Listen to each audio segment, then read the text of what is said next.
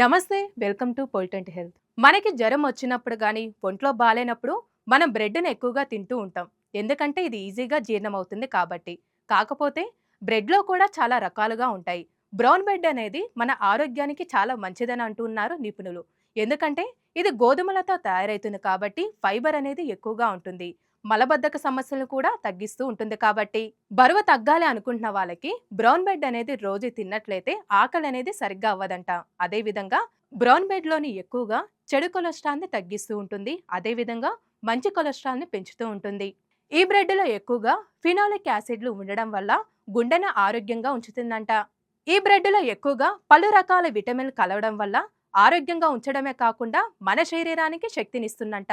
Brown bread లో ఎక్కువగా magnesium ఉండడం వల్ల కండరాల పనితీరంటూ పనిచేస్తూ ఉంటుంది. అదే విధంగా జింక్ పదార్థం ఎక్కువగా ఉండడం వల్ల శరీరం యొక్క రోగ నిరోధక శక్తిని కూడా పెంచుతూ ఉంటుందంట.